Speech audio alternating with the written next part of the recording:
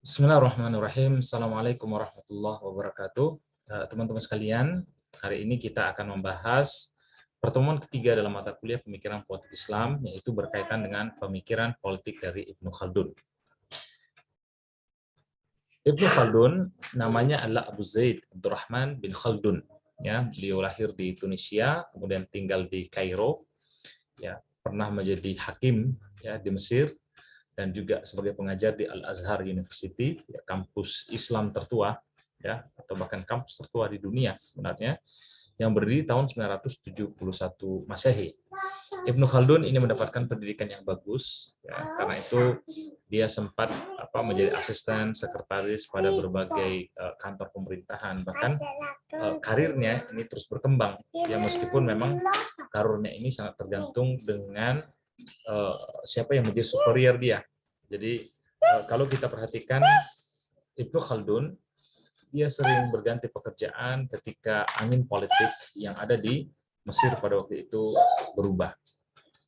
Bahkan selain sebagai pengajar, kemudian juga sebagai pegawai, Ibnu Khaldun punya kebiasaan ya untuk menikmati hidupnya dengan melakukan berbagai traveling, ya, perjalanan ke berbagai negara, ya, yang di antara yang pernah beliau kunjungi itu adalah Mekah, kemudian Damaskus, Palestina, Seville. Ya, Seville ini ada di Andalusia, ya, di Spanyol.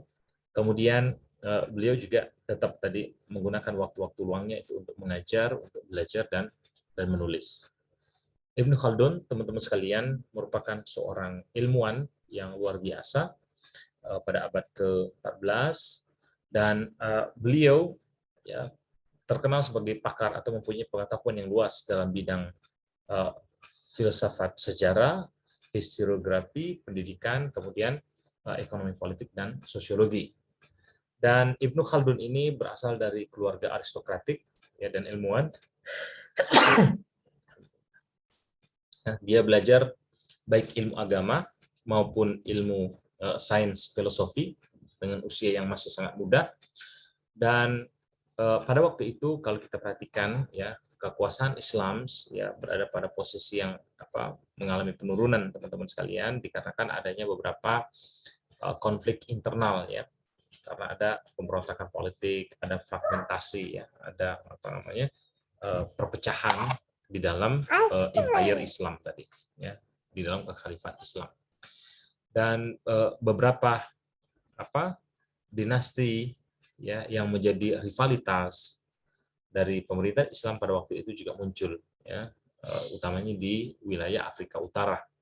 Belum lagi ditambah dengan adanya ancaman dari luar ya, misalnya dari Mongol atau kelompok Kristen.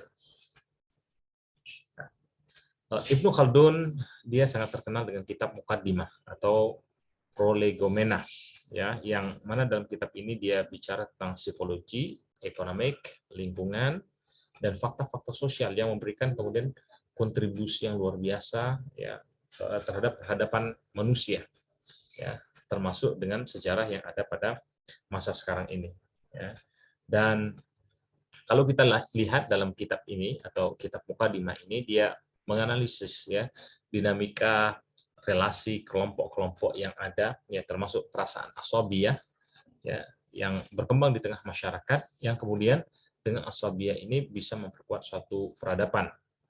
Ibnu Khaldun juga berdiskusi tentang tribal societies dan juga berbagai kekuatan sosial, teman-teman sekalian, yang ini merupakan bagian sangat penting dalam tesis beliau ya.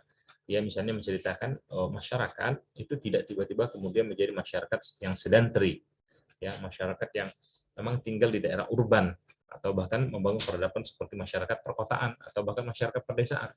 Tapi sebelum ke sana, justru ya manusia sebelumnya, kata dia, peradaban tadi itu dimulai dari peradaban yang nomadik. Ya, jadi orang-orang berpindah dari satu tempat kepada tempat yang lainnya. Maka peradaban terus berkembang ya sampai kemudian menjadi wilayah yang sangat maju ya, dan contohnya mungkin bisa kita lihat ya bagaimana perkembangan peradaban. Misalnya dulu Kuala Lumpur itu adalah wilayah rawa-rawa ya, jadi banyak sekali lumpur-lumpurnya di sana pada tahun 1880. Tapi kemudian ya sekitar 120 tahun kemudian kita sudah melihat ya bagaimana daerah yang banyak lumpur tadi itu sudah yang berdiri suatu kota yang sangat megah ya, yang bernama kota Kuala Lumpur. Nah, teman-teman sekalian, dia juga menulis ya 6 volume of sejarah dunia dalam kitab Al-Iqbar, yang mana dia bicara tentang sejarah Muslim kontemporer, kemudian pemerintahan Eropa, bagaimana sejarahnya masyarakat Arab, masyarakat Yahudi, masyarakat Yunani, masyarakat Romawi, masyarakat Persia, dan lainnya. Ya. Bahkan volume terakhir yang mana ini dia tulis ya pada bagian akhir ya, ini dia berjudul At-Tashrif ya, yang mana dalam bagian ini dia ya juga menuliskan bagaimana pemahaman yang saintifik ya untuk menganalisis suatu tradisi ya yang bentuk tulisannya itu sudah dia buat dalam bentuk seperti autobiografi ya. Jadi dia menceritakan sejarah ya berdasarkan juga pengalaman dia ya, karena memang tadi kita sudah mengetahui bahwa memang Ibnu Khaldun bukan seseorang yang hanya sekedar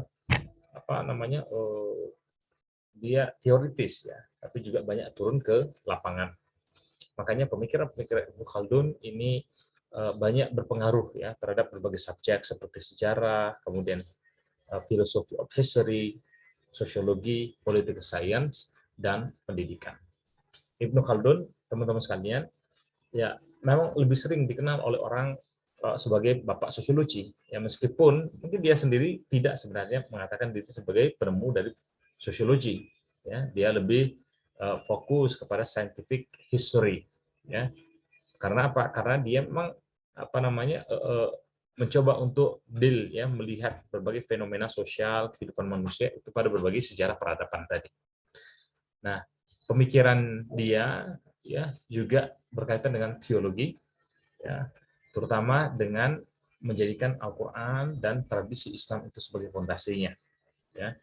Jadi filsafat, matematik, logika, hukum, jurisprudence, literature, grammar, filologi ya dengan berbagai reference ya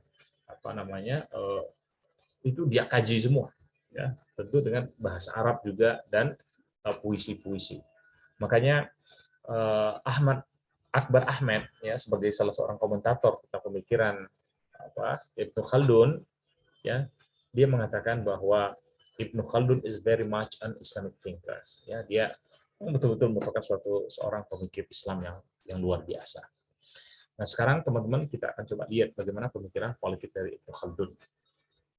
Bagi Ibnu Khaldun, politik merupakan sesuatu yang sangat penting dalam kehidupan manusia, bahkan politik ini adalah yang membedakan manusia dengan binatang.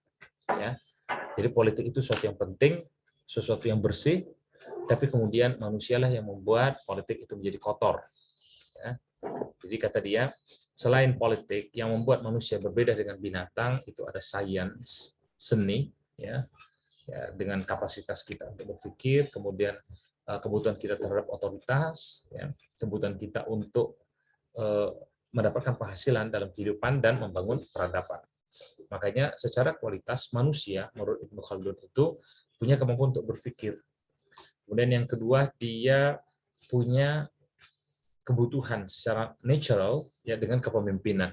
Ya, dia juga punya jalur ekonomi ya untuk menjalankan kehidupan, dan dia punya keinginan secara natural untuk membangun masyarakat, membangun kota, atau juga membangun peradaban. Nah, makanya sosok manusia dalam pandangan Ibnu Khaldun pertama bisa dilihat dia ini sebagai sosok spiritual, bisa juga dilihat sebagai sosok ekonomi, sosok fisikal, sosok politik, sosok sosial, dan sosok intelijen. Ya, yang artinya manusia itu ya perlu kemudian untuk mengembangkan berbagai potensi ya dalam berbagai bidang ini. Kemudian Ibnu Khaldun mengatakan ya manusia itu membutuhkan masyarakat gitu ya untuk memenuhi kebutuhan dasarnya ya, untuk memenuhi keinginan dia membutuhkan masyarakat, dan masyarakat membutuhkan seorang pemimpin ya, yang mana pemimpin ini kemudian sangat dibutuhkan, jadi beserta juga dengan semangat solidaritas ya. Karena masyarakat tanpa solidaritas, kemudian tanpa solidaritas, maka mereka tidak mungkin kemudian akan bisa mewujudkan kesejahteraan atau pertumbuhan ekonomi. Dan dia juga ya memisahkan ya, ada masyarakat pedesaan dan ada masyarakat urban ya. Jadi kondisinya masyarakat pedesaan dan masyarakat urban itu berada pada posisi yang berbeda ya secara karakter ya. Dan dia mengatakan masyarakat ini ya keadaannya adalah seperti organisms ya, yang organisms ini punya circle dalam hidupnya. Maka dia memperkenalkan life cycle theory of society ya. Jadi ada kepemimpinan, ada peradaban ya, yang mana kalau kita lihat ya seperti organisms, maka peradaban itu dia lahir ya, kemudian dia tumbuh, bahkan dia bisa sampai pada puncak ya dari peradaban tadi, tapi suatu saat ya seperti roda tadi organisms, maka dia akan mengalami decline, penurunan sampai kemudian akan hilang ya, akan hancur peradaban tadi. Nah, Ibnu Khaldun, teman-teman sekalian, dia setuju dengan pemikiran Aristoteles ya, dengan konsep republikanisme ya, pemerintahan dari rakyat secara klasik atau proposisi ide ini, yang mana menurut dia secara nature ya manusia tadi mereka terhubung satu dengan yang lainnya untuk membangun suatu komunitas politik ya. Kata Ibnu Khaldun, politik itu adalah cara bagi manusia untuk menjaga keamanan mereka di muka bumi ini, bahkan nanti untuk kehidupan setelah kematian mereka. Bahkan konsep jihad ya itu membutuhkan politik, yang mana dalam politik ini ada konsep jihad supaya kita kemudian bisa menjaga kehidupan kita dari serangan musuh luar. Nah, ketika bicara tentang politik, maka state ya atau negara merupakan alat yang sangat penting atau bagian yang sangat penting ya, sehingga kemudian dengan negara ini masyarakat akan bisa mendapatkan kesejahteraannya ya. Dan di dalam masyarakat itu atau dalam negara tadi ada suatu mekanisme untuk memilih seorang pemimpin ya. Kata dia, hanya saja ya ketika masyarakat tidak punya asabiah ya, asabiah itu adalah perasaan solidaritas ya, yang sangat dibutuhkan oleh suatu kelompok untuk melakukan aksi yang besar ya, maka kepemimpinan yang bagus itu tidak bisa diwujudkan ya. Jadi asabiah dalam banyak kesempatan ini merupakan fasilitas ya, atau alat yang sangat bagus, alat yang sangat penting untuk menemukan siapa kemudian yang paling pantas untuk menjadi pemimpin pada suatu masyarakat. Nah, teman-teman sekalian, eksistensi dari negara ya menurut Ibnu Khaldun, karena ya manusia tadi merupakan entitas sosial yang tidak bisa hidup tanpa interaksi dengan orang lain, maka dia ini sangat dibutuhkan ya untuk bahkan memenuhi kebutuhan ya anggota dalam masyarakat tadi. Nah, solidaritas ya dan semangat atau solidaritas yang berdasarkan semangat saling menghormati ini sangat diperlukan ya. Tuhan, kata Ibnu Khaldun, telah memberikan kepada kita ini akal ya untuk menempatkan di mana posisi kita dalam konteks sejarah manusia ya. Dan inilah yang dia sebut ketika masyarakat tadi membangun negara, ada rasional rejim ya, ada rejim rasional yang dia akan berusaha untuk memenuhi kebutuhan bersama ya. Dan ini yang sangat diperlukan, bukan kemudian justru menjadi rejim yang dia selfish ya, yang hanya memikirkan kepentingan pribadinya ya atau kepentingan para pemimpin saja. Maka kata Ibnu Khaldun, kita tidak boleh kemudian punya suatu masyarakat yang pragmatis seperti ini ya.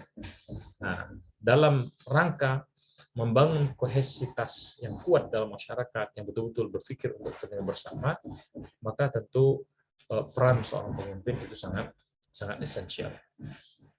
Nah, adapun kenabian, Ibnu Khaldun menilai, teman-teman, ini bukanlah natural ya, secara natural sama seperti kualitas dari manusia ya. Karena kita sudah tahu bahwa nabi itu ya memang mendapatkan wahyu, kualitasnya itu berbeda ya. Tapi bukan berarti kemudian kita tidak bisa menjadikan nabi itu sebagai tauladan bagi kita. Nah, dalam hal ini ketika kita ingin menjadi atau mempunyai pemimpin yang perfeksionis, masyarakat tadi kemudian yang juga masyarakat yang baik, maka perlu ada kesempatan untuk berpikir dan beraksi. Ya, jadi apa yang kita pikirkan harus kita aksikan. Ada masa beraksi, ya, maka aksi itu harus berlandaskan kepada pemimpinan. Dan ini harus diatur sedemikian rupa. Karena apa? Ibnu Khaldun mengatakan, ketika kita memulai suatu aksi, maka biasanya kita berhenti dalam berpikir. Ya, beginning of the action is the end of thinking. Awal dari aksi adalah akhir dari pemikiran. Beginning of thinking is the end of actions. Awal dari pemikiran adalah akhir dari aksi. Ya, maksudnya apa? Kita kadang kesulitan ya untuk betul-betul menjadi seorang intelektual ketika kita sibuk dengan berbagai aksi. Ketika kita ingin intelektual kita meningkat, maka kita harus mencari waktu perenungan yang mana kegiatan kita, aktivitas kita harus dikurangi. Ketika aktivitas kita bertambah, maka siap-siap secara intelektual kita juga akan mengalami penurunan. Maka kata Ibnu Khaldun, kita perlu juga ya selain untuk mendapatkan manfaat supaya kemudian bisa berkolaborasi antara pemikiran dan aksi tadi, melakukan yang disebut dengan experimental intellect. Ya. Jadi intellectual experimental berdasarkan pengalaman-pengalaman aksi tadi itu didasari pada pemikiran-pemikiran, kemudian diambil hikmahnya. Dan ini sangat dibutuhkan dalam aksi-aksi politik. Sehingga dalam konteks ini pemikirannya, ya meskipun tadi dia setuju dengan republicanism, ya Aristoteles, tapi idenya bukan kemudian philosopher king. Ya. Jadi kalau philosopher king berarti seakan-akan dia seorang filsuf tadi, ya, dia adalah seorang yang memang paling perfect di tengah masyarakat tanpa membangun sebuah sistem, dan proses menjadi seorang philosopher king itu adalah proses yang sangat panjang, ya. Bagi dia experimental intellect ini sangat dibutuhkan, ya. Dan bukan hanya sebatas filsuf, tapi ada ya fakta-fakta yang ada di lapangan. Ya, karena kan pemikiran Aristoteles tentang philosopher king itu kan hanya ide dia saja, utopi idealism, ya, bukan sesuatu yang real yang terjadi pada masyarakat Yunani pada waktu itu. Meskipun Aristoteles, Ibnu Khaldun dia tetap berpikir sebenarnya intelektual spekulatif, artinya berpikir ya yang tanpa eksperimen di lapangan itu juga tetap dibutuhkan, tapi ini harus digabungkan. Ya, spekulatif menurut dia ini dibutuhkan untuk membangun suatu persepsi. Ya, makanya kita perlu ya melihat kategori ya secara kategori dalam intelligence ya dalam kecerdasan tadi di muka bumi ini. Jadi kita perlu ya karena kita bukan seorang nabi, maka logika itu digunakan untuk memahami makna-makna dari wahyu tadi. Ya, jadi wahyu itu kan sifatnya general, ya maka perlu diturunkan itu dengan pemahaman logika. Ya, di sinilah kemudian akan tergabung semuanya, baik experimental intellect dengan speculative intellect atau rationalitis dengan spirit dari kenabian. Nah, karena itu Ibnu Khaldun mengatakan, teman-teman sekalian, ya untuk pengembangan akal, ya logika kita, maka pendidikan itu sangat penting. Dan pendidikan atau pengajaran itu adalah seni. Ya. Perlunya atau pentingnya peran suatu pendidikan adalah untuk menyediakan framework konseptual dan frame paradigma yang ini kemudian akan dijadikan sebagai fondasi epistemologi ya dalam melakukan studi terhadap kehidupan atau masyarakat manusia. Ya. Jadi dalam mempelajari masyarakat, ya, kita tentu memerlukan suatu konsep yang jelas, framework yang jelas atau paradigma yang jelas, dan itu kemudian juga kita membutuhkan fondasi epistemologi yang jelas. Maka Ibnu Khaldun punya pandangan, menurut dia ya berbeda dengan pemikiran masyarakat Barat atau pemikiran para pemikir politik Barat. Ibnu Khaldun mengatakan ya, agama itu merupakan alat yang sangat efektif untuk menyatukan manusia. Ya, yang mana kalau kita lihat kemudian di tengah masyarakat Arab misalnya, mereka ya bisa mendapatkan suatu kekuatan itu dengan warna agama, ya, nggak bukan misalnya nilai kenabian, nilai kesucian, atau mungkin berbagai events keagamaan lainnya yang bersifat general, ya. Jadi agama, ya, itu dibutuhkan diantaranya adalah karena agama bisa menghindarkan manusia dari sikap-sikap kompetisi yang bersifat immoral, dan manusia akan berusaha untuk melakukan yang terbaik. Mereka akan berusaha untuk berpihak pada kebenaran, sehingga ketika kemudian kita bisa mengkolaborasikan, ya, antara sosiologi dengan agama, antara masyarakat dengan agama, maka bangunan masyarakat yang dihasilkan itu akan menjadi masyarakat yang sangat sangat bagus. Ya. Disinilah agama dibutuhkan sebagai alat kontrol bagi moralitas masyarakat.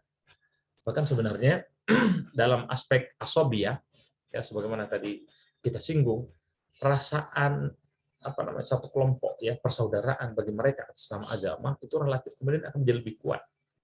Ada banyak misalnya konflik yang awalnya mungkin hanya konflik ekonomi, konflik kekuasaan, ketika kemudian dimobilisasi atas nama agama, maka antara satu dengan yang lainnya itu akan terikat, ya, semakin kuat. Memang kalau kita bicara misalnya hubungan darah, itu adalah suatu natural, ya, orang yang punya saudara, orang punya keluarga, ya. Tapi persaudaraan karena keluarga itu ternyata tidak lebih kuat dibandingkan dengan persaudaraan yang dibangun atas nama agama. Yang mana propaganda karena agama ini secara natural, ya, berkembang, ya, dalam perasaan satu kelompok tadi.